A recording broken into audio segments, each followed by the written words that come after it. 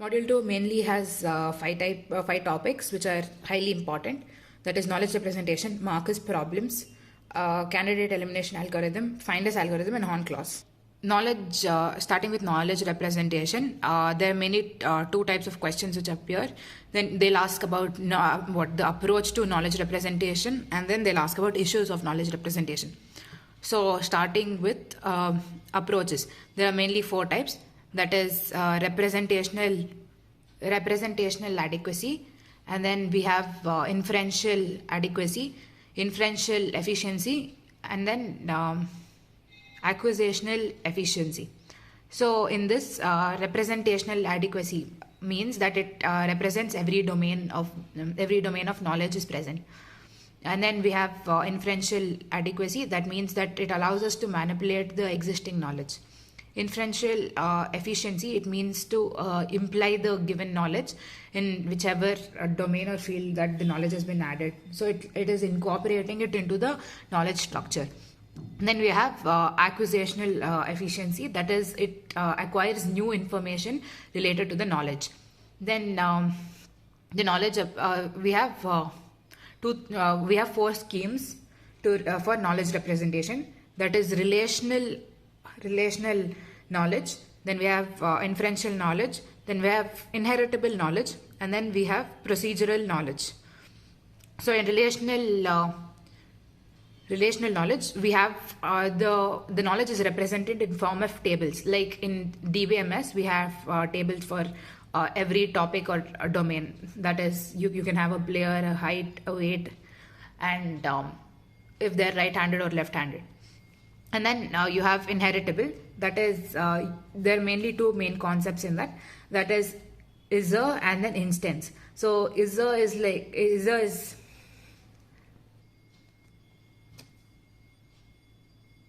so every instance is assigned with the value.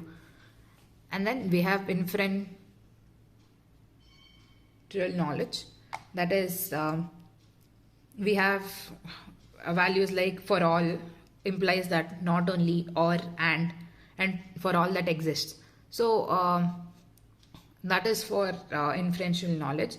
And then we have procedural knowledge. Procedural knowledge are nothing but rules which are defined, saying that this, after this step, this is supposed to happen. For example, for not only but also type. So if for the first over, for example, take a cricket match, for the first over, if your score is 10, you can go to the next over, is what we'll be putting conditions of. So these are the rules that has to be implemented in procedural knowledge. And then issues with knowledge representation. So we need to know what is the important attributes. So we know in inheritential knowledge, we've used what instance and is. So all these will come under general properties and general attributes, and not specific attributes. So you need to be specific in what is your general attribute and what is your specific attribute. Then you have relation between objects.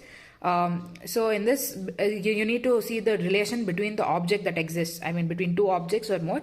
So you have to specify the independence of the specified knowledge that is encoded. So we have inverse, we have existing in is a hierarchy, and then we have technique reasoning, then single valued attributes.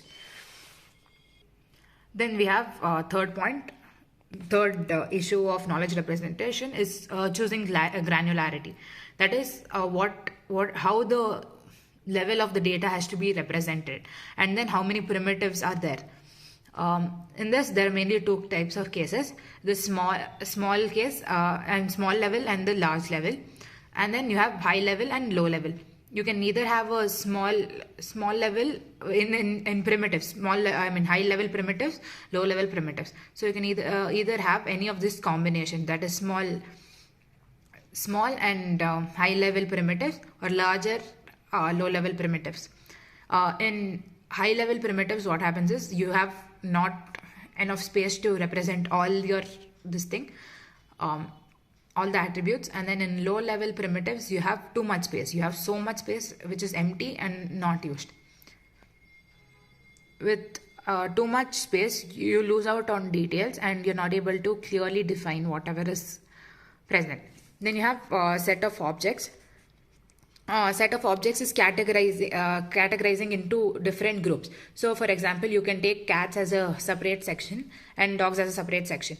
So instead of taking husky is a big dog, instead of taking it like that, you're putting it under the dog section. So you're categorizing and making it as a set of objects. So this is the logical representation. And then you use universal quantifiers. Then the last point is finding the right structure. In finding the right structure, how we need to select properly and how we need to perform the initial selection, how to fill the appropriate details, how to find a better structure, how to do if the statements, the structure which we have already designed is not appropriate, and then what to do when to create a new structure. Now we have completed the knowledge representation part. Now we'll be doing the Marcus related sums. Okay, so the Marcus sum comes under the topic called predicate. So in this we'll be given a set of questions. In this case, 8 questions. We need to solve for each one and write an answer. So in this, Marcus was a man. You just write man of Marcus. Same thing. Second one was Marcus was a Pompeian of Marcus. And then third one, you have all Pompeians were Romans. So for all symbol, and then x is a variable we have considered, and then Pompeian of x. So for every x being every person, every Pompeian, that is every x, is a Roman. Okay, it says that all Pompeians were Romans. So that implies, this is that implies symbol. And then so the third one becomes for all x such that Pompeian of x implies Roman of x. That means all Pompeians were Romans. Then we have fourth one is Caesar was a ruler. Then the fourth one is ruler of Caesar. And then fifth one, we have all Romans were either loyal to Caesar or hated him.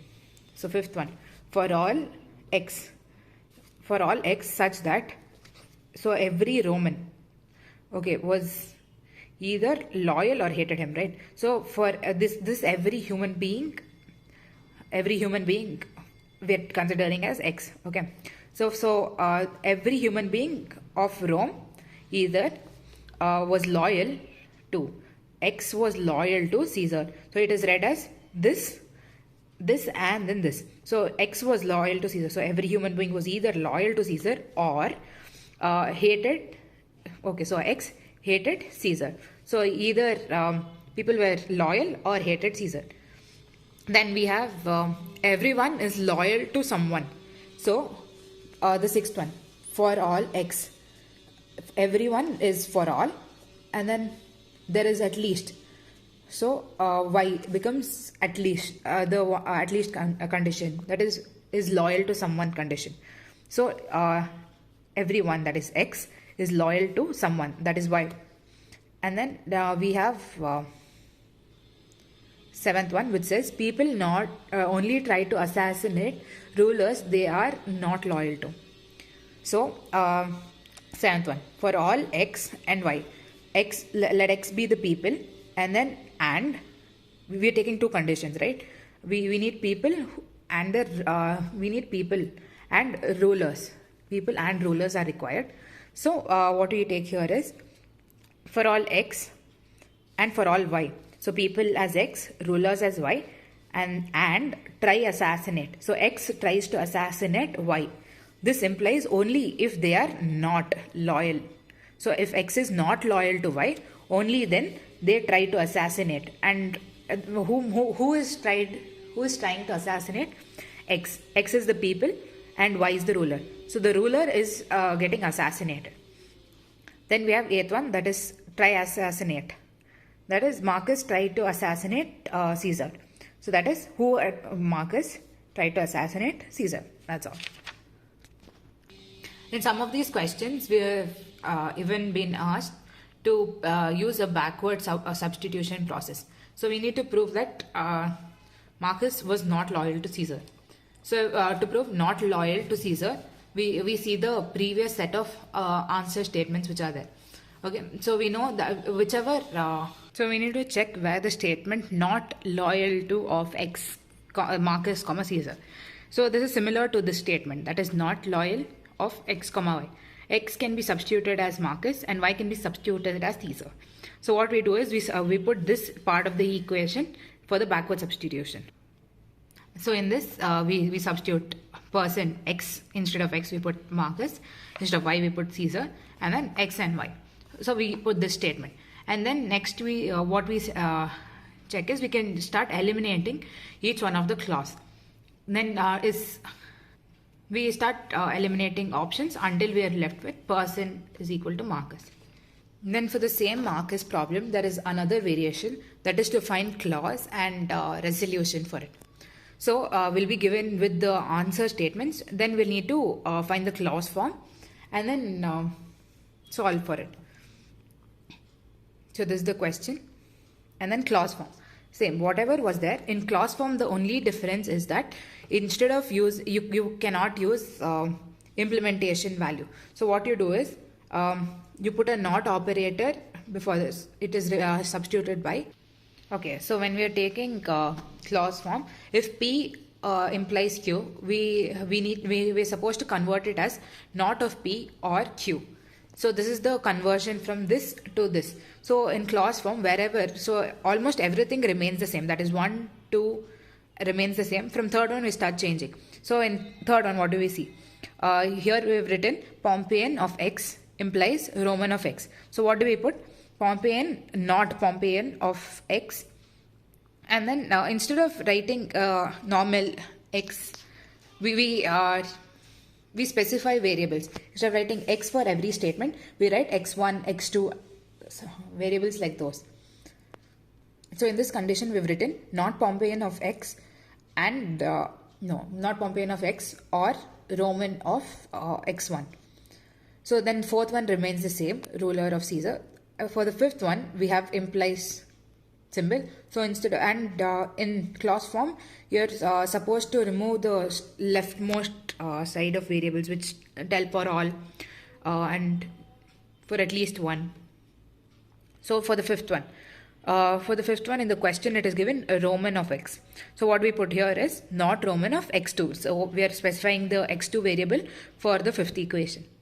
Then instead of implies, we put or loyal to X2 of Caesar. So wherever X is there, we replace it with X2. And hate is maintained the similar.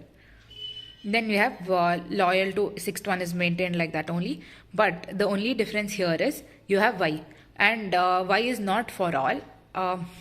In sixth question, if you see carefully, the question is there exists for Y. So instead of for all, we can assign a different variable for X as X3 in this condition, and then instead of Y is for there exists, you have to put it as a function value. So function value of 3. So instead of directly writing Y, you have to put it as function of the X value, gives you Y. And similarly for the seventh one also. But in seventh one, we see that there is for all X and for all Y.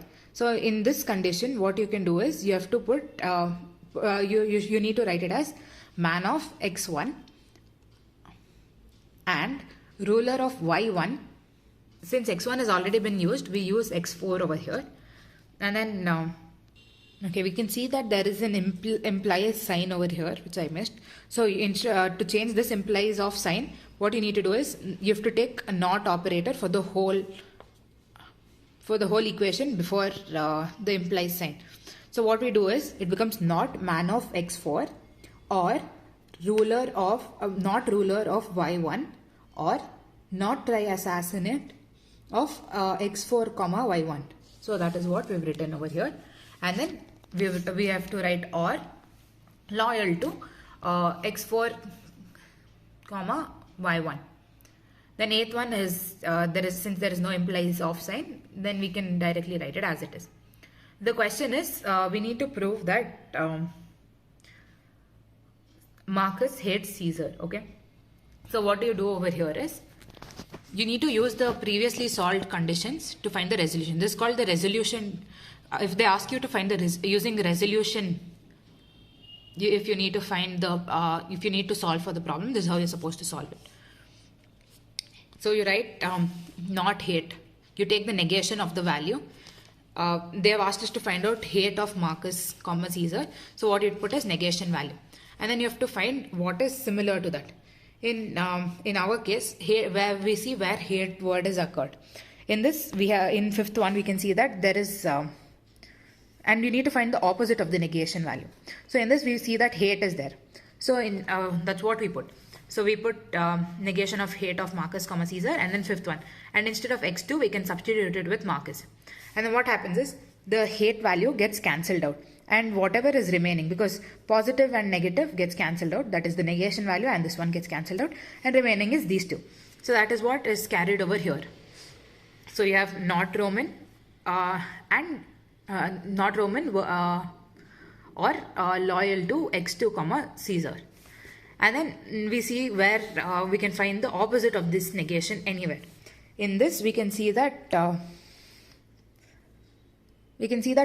we had used not Roman over there, and in the third one we've used Roman. So what we do is we write the third one over here, and instead of x1 we substitute Marcus. So what happens here is, in x2 here we know that x2 is Marcus, and then x1 also is Marcus, so you can cancel out because they are similar terms. So you cancel that out and you'll be left with not Pompeian, because that was there in the third equation, or loyalty to Caesar. So that is loyalty x2 to Caesar. Then you check where you can find the negation value of this. Then if you check the second one, it says that Pompeian of Marcus. Here we have not Pompeian value, so we can cancel that out. So what we'll be doing is we'll write that statement, cancel that out, and we'll be left with loyal to. So we know that x2 is Marcus, so we have substituted in that format. So how do you find the negation value of loyal of Marcus? You need to find a statement where you can cancel this terms. So in the seventh one, we can see that we have the same loyal to, which is the contradicting statement. Now, so after solving that, we get the value of not, we can cancel the loyal to part of it, and then we get not man of Marcus, and then and ruler not ruler of y1, and not or not tri-assassin Marcus, comma Caesar. So this we can start by solving. We had the equation saying Marcus was a man, right? So you can cancel out you in the first statement. You will be left with ruler, not ruler Caesar, or not tri-assassin. So you use the second statement, that is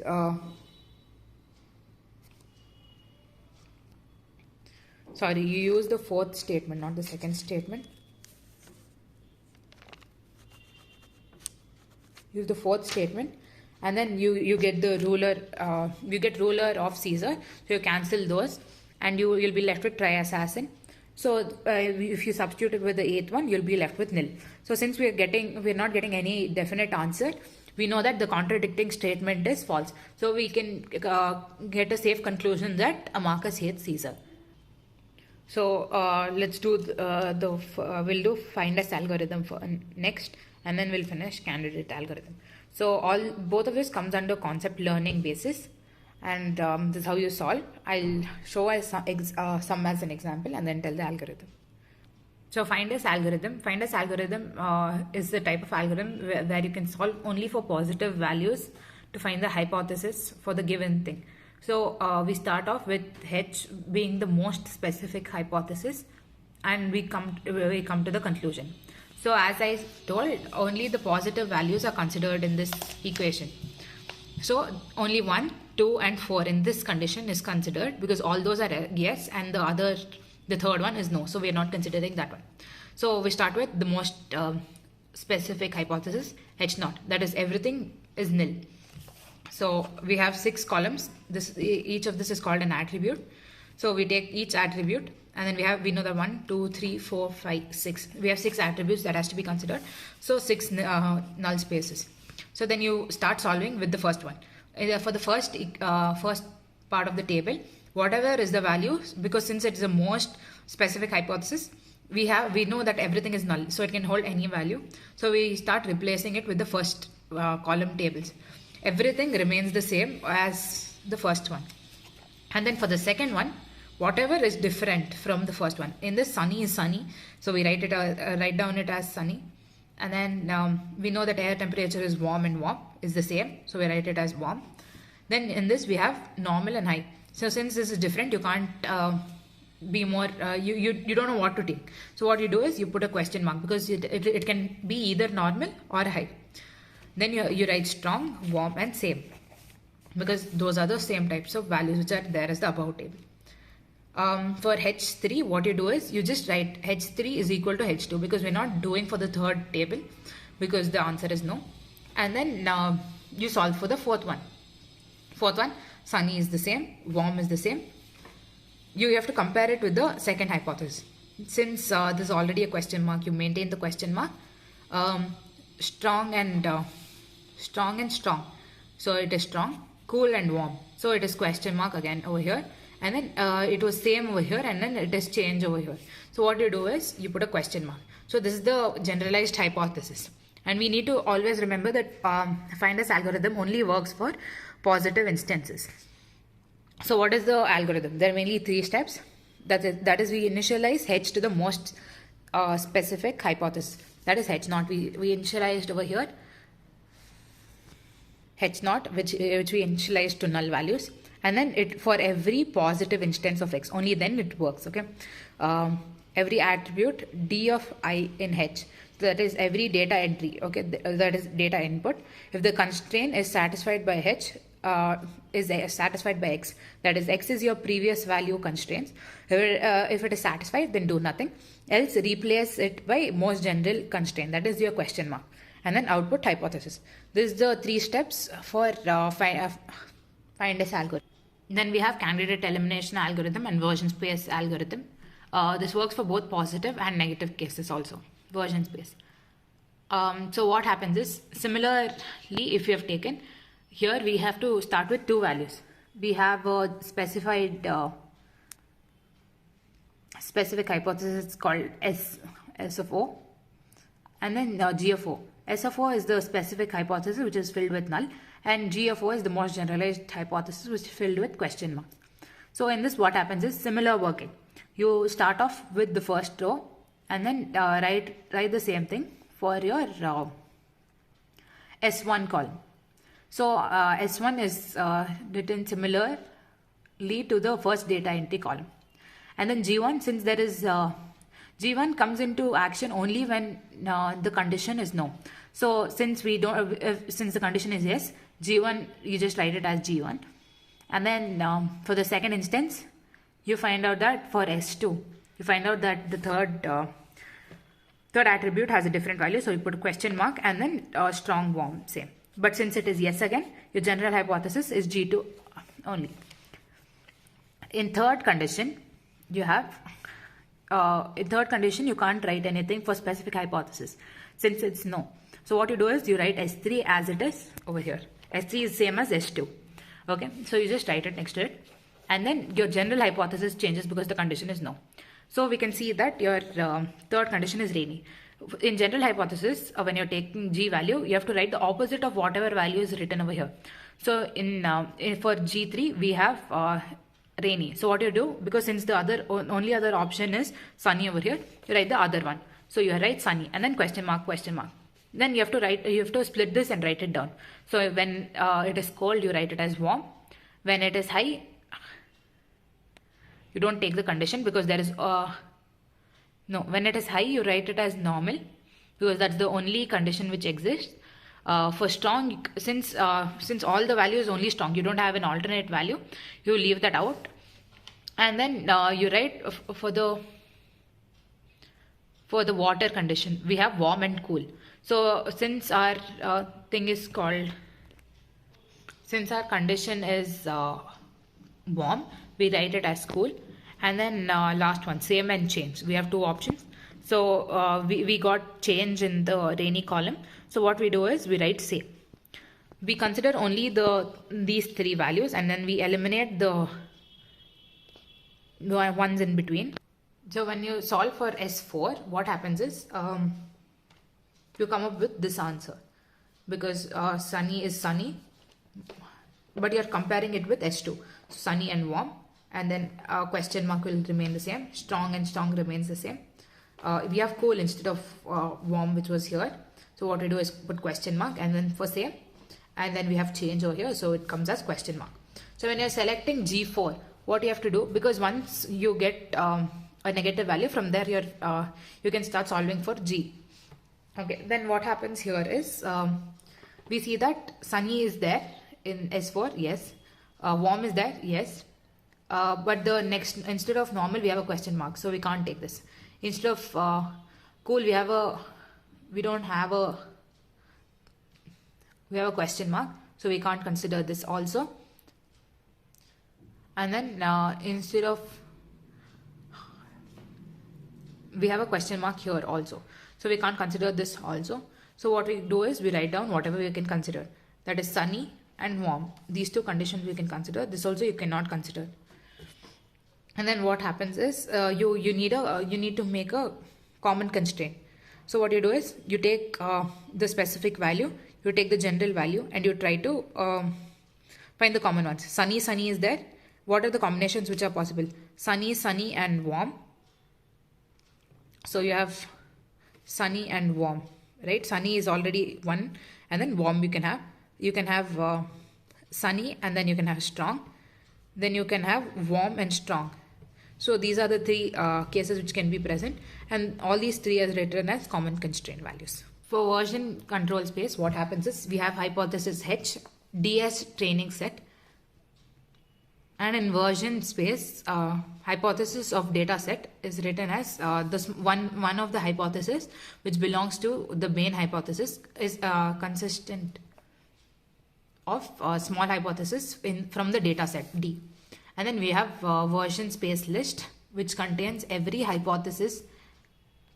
Version space list is like a big list where almost all hypotheses are there, and then one of maybe like 5 or 6 of the hypotheses we are considering. Then we have to remove the reconstraint hypothesis for every training example. That is, for every x of C of x, any hypothesis, if it is not equal, if you have a change in your hypothesis value, then you are not considering it and then making it as a specific hypothesis. You're putting a question mark in that position. And then you output the list of hypotheses into the version space after checking all the training examples. Last topic is Horn clause. This is the clause which is, we have clause form and Horn clause form. In clause form, we saw that we needed to convert from P of x implies Q of x to not P of x or Q of x, right? This is not clause form. I mean, this is clause form. Now we have to convert it to Horn clause. What is Horn clause? Horn clause is nothing but reversal of that.